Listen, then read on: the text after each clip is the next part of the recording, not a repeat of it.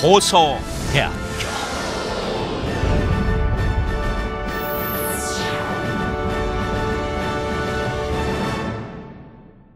자, 그리고 이제 많은 얘기들 중에 여러분이 이제 적성평가에 대해서 처음 시행되다 보니까 조금 많이 궁금해 하십니다. 이 적성평가는 실제로 여러분이 내신 한 등급 굉장히 크다라고 느끼시는데 적성평가에서 두 문제 맞추면은 남들보다 두 문제를 더 맞추면 내신 하나가 뒤집어지는 아주 유리한 체계를 갖춰놓고 있습니다. 그래서 여러분이 나는 내신이 안 좋은데라고 걱정하시는 분들은 적성평가를 활용하시면 아주 유리할 겁니다. 잠재력 중심으로 평가를 하기 때문에 여러분이 이거를 위한 또 다른 교육을 받을 필요가 전혀 없다는 거예요. 학생들의 창의성과 끼를 발굴해내고자 만든 전형을 준비하기 위해 또 다른 공부를 한다는 것 자체가 말이 안 되는 얘기죠. 그래서 저희는 입시 같은 형식의 적성평가는 실시하지 않습니다. 진짜 잠재력이 어떤 건지 스스로 학생이 개발해낼 수 있다면 우리 학교 학생이 될 수 있기 때문에 그런 식의 차별화된 여러분에게 편안한 감정을 드리면서도 여러분만의 잠재력을 이끌어낼 수 있는 그런 전형을 유도하고 있습니다. 그리고 하나 또 중요한 거는 영어평가는 저희는 시행하지 않습니다.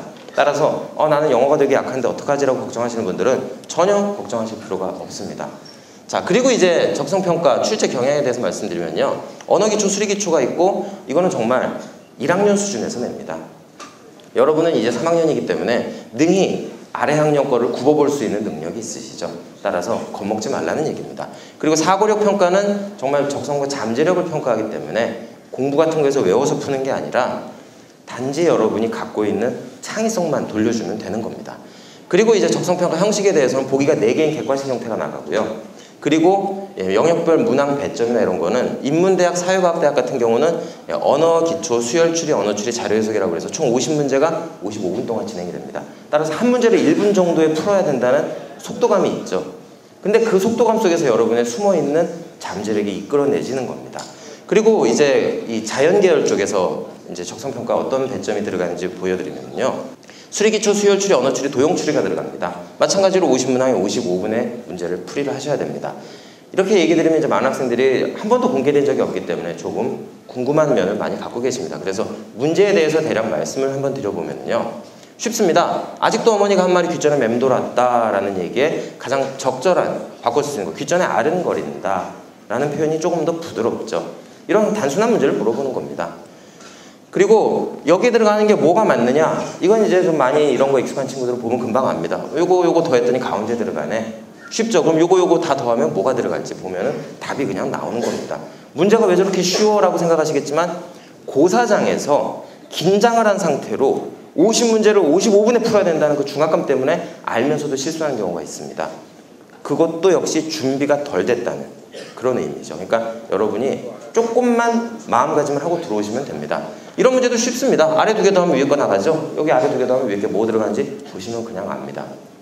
그리고 이런 언어추리 같은 경우 절대 명제 같은 거 여러분이 한번 도출해내는 것도 굉장히 쉬운 얘기입니다.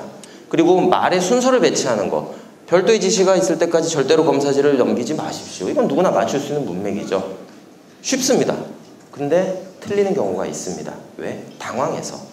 여러분이 이런 걸 틀릴 정도의 어눌한 사람들은 아닙니다. 하지만 고사장이 갖고 있는 그 특유의 특성 때문에 아는 거를 못 풀고 나가는 경우가 너무나 많습니다.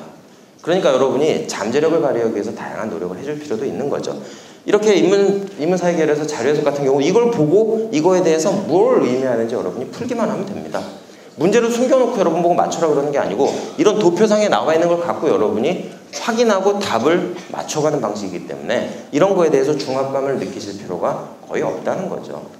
자, 기본적으로 여러분이 알아야 되고 이런 도표 같은 거 분석하는 거, 삼포도나 표준편차에 대해서 조금 알고 있는 분들은 이 그래프를 보고 의미하는 바가 뭐구나.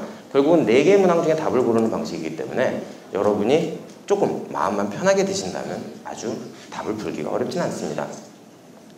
여러 가지 이제 도형 추리 같은 것도 여러분이 이제 처음 보시는 분은 이게 뭐지라고 하는데 A와 이 A에 대한 전제는 화살표가 90도에 전하고 B의 전제는 180도에 전하다 그러면 이 도형이 B와 A를 타고 가면 어떤 모양이 되느냐 이걸 묻는 거죠.